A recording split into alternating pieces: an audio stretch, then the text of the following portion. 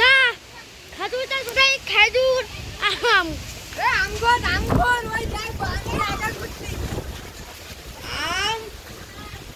আমার ডাক্তার পরীক্ষা করতে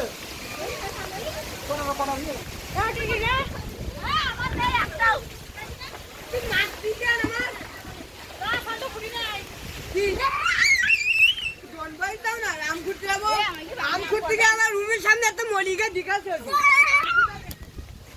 একদম ছবির সামনে চল কবাড়ি হ্যাঁ 10 দিন আগে